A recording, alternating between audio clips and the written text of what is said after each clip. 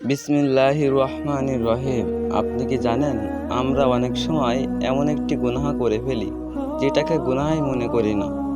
সেটি হলো গীবত। কারো অনুপস্থিতিতে তার এমন কোনো কথা বলা যা সে শুনলে অপছন্দ করবে, এটাই হলো গীবত।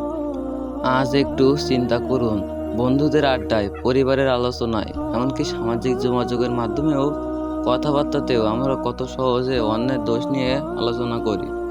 কেউ দেখতে কেমন, কে কি ভুল করেছে, কার সংসারে কি সমস্যা, কে কিভাবে জীবনযাপন করছে, এসব নিয়ে কথা বলতে বলতে আমরা বুঝতেই পারি না কখন নিজের আমলনামায় গুনাহ লিখে যাচ্ছে। আল্লাহ তাআলা কুরআনে গীবত থেকে কঠোরভাবে নিষেধ করেছেন। সূরা হুজরা 13 আয়াত তুলনা করেছেন, যা মানুষের বিবেককে কাঁপিয়ে দেয়। একবার ভেবে দেখুন, আপনি যার অনুপস্থিতিতে কথা বলছেন সে হয়তো আপনার কথা জানেই না, কিন্তু আপনি যে কথাগুলো বলছেন সেগুলো আপনার আমলনামায় লেখা হচ্ছে। তাহলে লাভটা কোথায়? কিছুক্ষণ আনন্দের জন্য, কয়েক মিনিটের গল্পের জন্য কিংবা অন্যকে ছোট দেখানোর জন্য আমরা নিজের আখিরাতকে কেন ক্ষতির দিকে ঠেলে দেব? আর গীবতের সবচেয়ে ভয়ঙ্কর ফলগুলোর একটি হলো, এটি মানুষের মধ্যে বিবাদ সৃষ্টি করে। একজন একজনের কথা আরেকজনের কাছে বলে, তারপর সেই তৃতীয় ব্যক্তির কাছে যায়, কথার সঙ্গে একটু বাড়তি কথা যোগ হয়। এক সময় সামান্য একটি বিষয় বড় ভুল বোঝাবুঝিতে পরিণত হয়।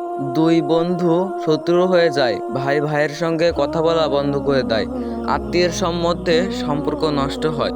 এই ছোট্ট কথা কখনো কখনো একটি পুরো পরিবারে অশান্তি সৃষ্টি করে। তাই রাসূলুল্লাহ আমাদের সতর্ক করেছেন, মানুষের মধ্যে বিবাদ ও সম্পর্ক নষ্ট করে এমন কথা বহন করে বেড়ানো অন্তত নিন্দীয় কাজ। প্রিয় ভাই ও বোন, আপনি যদি কারো ব্যাপারে কোনো কথা শুনেন, সঙ্গে সঙ্গে অন্যের কাছে পৌঁছে দেবেন না। নিজেকে প্রশ্ন করুন, এই কথাটি বললে কি কারো উপকার হবে? যদি উপকার না হয় তাহলে চুপ থাকুন, কারণ অনেক সময় চুপ থাকা দুর্বলতা নয়, বরং ইমানদারের পরিচয়। কেউ যদি আপনার সামনে অন্যদের গীবত শুরু করে, আপনি বিষয়টি পরিবর্তন করতে পারেন। বলতে পারেন, ভাই, আমরা বরং অন্য কোনো কথা বলি। হয়তো আপনার এই একটি কথাই একটি গুনাহের আসর থামিয়ে দিতে পারে। আর যদি আপনি নিজেই গীবত করে ফেলেন, তাহলে হতাশ হবেন না। আল্লাহর কাছে তওবা করুন, নিজের ভুলের জন্য অনুতপ্ত হন এবং ভবিষ্যতে আর না করার দৃঢ় সিদ্ধান্ত নিন। কারো সম্মান নষ্ট করে থাকলে পরিস্থিতি বুঝে সংশোধনের উপযুক্ত পথ বেছে নিন। মনে রাখবেন, জিহ্বা ছোট কিন্তু এর প্রভাব অনেক বড়।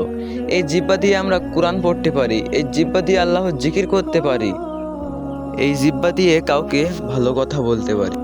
আবার এই জিহ্বা দিয়ে গীবত, মিথ্যা ও বিবাদের কারণ হতে পারি। তাই কথা বলার আগে একটু থামুন।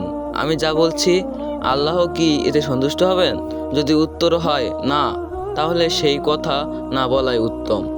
আজ থেকেই একটি সিদ্ধান্ত নিন, আমি কারো অনুপস্থিতিতে তার দোষ নিয়ে আলোচনা করব না। আমি কারো কথা আরেকজনের কাছে গিয়ে বিবাদ সৃষ্টি করব না। আমি মানুষের সম্মান রক্ষা করার চেষ্টা করব, কারণ আমরা জানি না আমাদের কোন কথাটি আল্লাহর কাছে অপছন্দনীয় হয়ে যাবে এবং কোন কথা, ভালো কথাটি আমাদের জন্য নেকির কারণ হতে পারে। আসুন আজ আমরা আমাদের জিহ্বাকে পাহারা দেই, গীবত থেকে দূরে থাকি, বিবাদ সৃষ্টি করে এমন কথা থেকে বেঁচে থাকি, মানুষের মধ্যে শান্তি ছড়ায়, আর আল্লাহর কাছে দোয়া করি। হে আল্লাহ, আমাদের জিহ্বাকে গীবত, মিথ্যা ও কুসংস্কার থেকে হেফাজত করুন। আমাদের অন্তরকে পরিষ্কার করুন। আমাদেরকে মানুষের সম্মান রক্ষা করার তৌফিক দিন এবং আমাদের ভুলগুলো ক্ষমা করে দিন।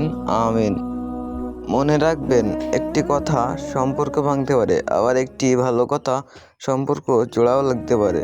তাই কথা বলার আগে ভাবুন, আপনার মুখ থেকে যে কথা বের হবে, পরবর্তীতে কথাটি গুনাহ হবে নাকি নেকি হবে।